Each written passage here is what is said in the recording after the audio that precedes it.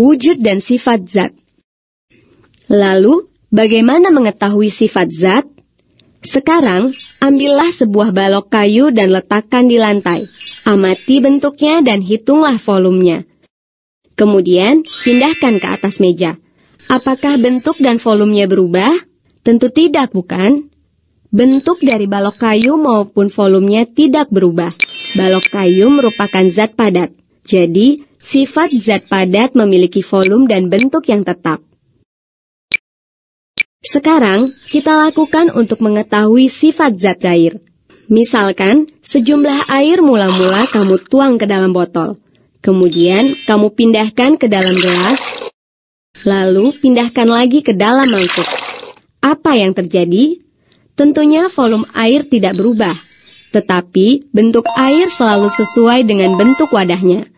Jadi, sifat zat cair adalah volumenya tetap, tetapi bentuknya berubah mengikuti bentuk wadah.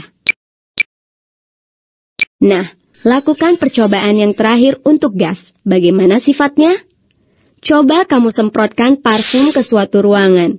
Biasanya, uap parfum dengan cepat akan tersebar sampai ke sudut ruangan.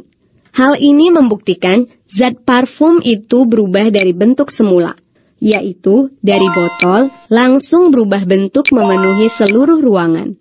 Jadi, sifat gas adalah volumenya berubah tergantung pada tempatnya dan bentuknya, berubah mengikuti bentuk wadahnya atau ruangnya.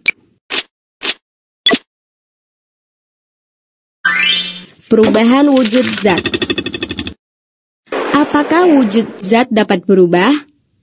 Untuk menjawab pertanyaan ini, mari kita perhatikan contoh berikut. Es yang dipanaskan akan berubah menjadi air.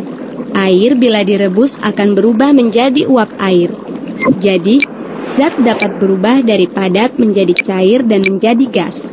Perubahan ini disebut dengan perubahan fisika. Ini adalah diagram perubahan wujud zat. Perubahan zat dari padat menjadi cair disebut melebur.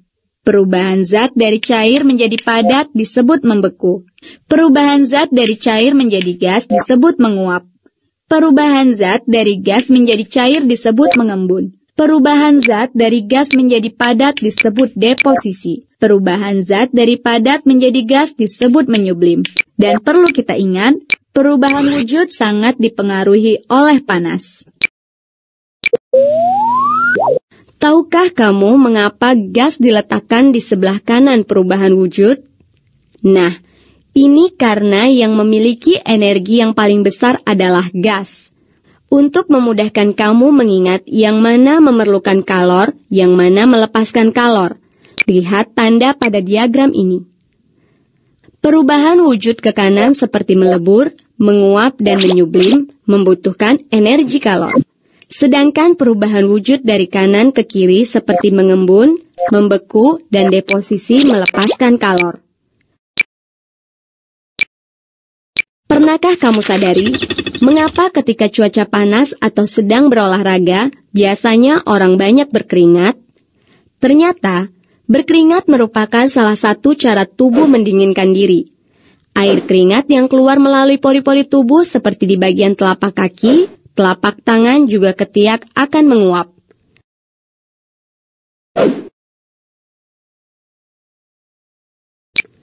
Nah, supaya penguapan terjadi, air keringat harus mendapatkan panas. Energi panas didapatkan dari kulit tubuh. Jadi, ketika air menguap dari kulit, kulit akan kehilangan panas dan akan menjadi dingin.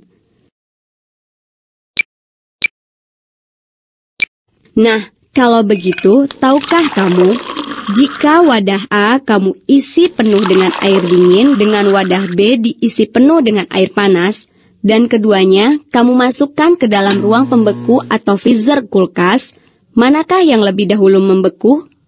Wah, ternyata yang membeku lebih dahulu adalah wadah B daripada wadah A. Mengapa?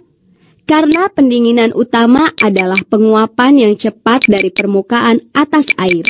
Untuk mempercepat penguapan dibutuhkan suhu awal yang tinggi. Penguapan dari permukaan atas air panas diikuti oleh pencampuran antara air panas dan air yang lebih dingin, dari bagian atas sampai bagian bawah wadah.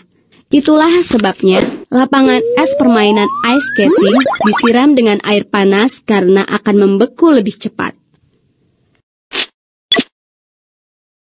Tentunya, kamu pernah melihat pakaian basah yang dijemur di terik matahari, bukan? Selang waktu beberapa lama, kain itu akan menjadi kering. Dan setelah kain menjadi kering, kemanakah air yang berada dalam pakaian basah tersebut? Ternyata air itu menguap. Apakah kamu dapat melihat uapnya? Tentu tidak, karena partikel-partikel uapnya sangat kecil sehingga tidak terlihat oleh mata. Jadi, partikel adalah bagian terkecil dari suatu zat yang masih memiliki sifat zat itu. Partikel-partikel suatu zat yang tidak dapat dipisahkan lagi disebut dengan atom, sedangkan gabungan dari dua atau lebih atom yang berikatan disebut dengan molekul. Untuk mengetahui apakah suatu zat terdiri dari partikel-partikel dan apakah dapat bergerak, perhatikan contoh-contoh berikut. Nah, coba perhatikan batu yang ada di atas meja ini. Bentuknya tetap.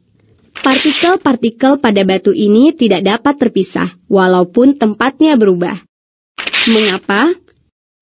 Karena susunan partikel batu sangat rapat dan teratur dengan gaya tarik antar partikel yang sangat kuat, sehingga partikel hanya bergetar pada tempatnya saja. Untuk memisahkan antar partikel pada batu ini diperlukan gaya yang sangat besar, misalnya dengan memukulnya dengan palu besar. Seperti inilah susunan partikel pada zat padat. Jika yang kita amati tadi adalah susunan dan sifat partikel zat padat, lalu bagaimana dengan zat cair? Nah, coba kamu letakkan air di permukaan meja. Air akan mengalir ke segala arah, bukan? Mengapa? Karena gerak partikel-partikel air lebih bebas daripada partikel zat padat, sehingga permukaannya melebar. Letak partikel zat cair berdekatan tetapi tidak teratur. Partikel-partikel yang terletak di permukaan meja lebih mudah terpisah karena gaya tarik antar partikelnya lemah, tetapi jarak partikel air selalu tetap sehingga volumenya tetap. Berikut adalah susunan partikel zat cair. Setiap saat kita selalu bernafas tanpa ada kesulitan. Karena udara dengan mudah dapat masuk dan keluar dari saluran pernafasanmu. Hal ini dapat membuktikan bahwa partikel-partikel gas dapat bergerak lebih bebas dan cepat daripada zat padat dan zat cair. Jarak antar partikel pada gas sangat renggang, sehingga volumenya mudah berubah sesuai dengan wadah yang ditempati oleh gas tersebut, sehingga gas mudah mengalir. Gaya tarik antar partikel dalam gas sangat lemah sehingga mudah ditembus.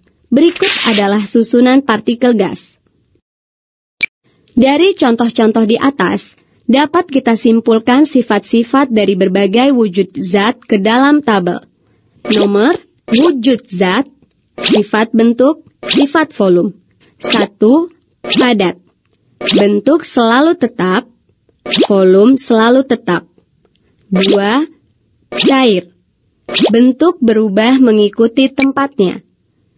Volume selalu tetap. 3. Gas. Bentuk berubah mengikuti tempatnya. Volume berubah.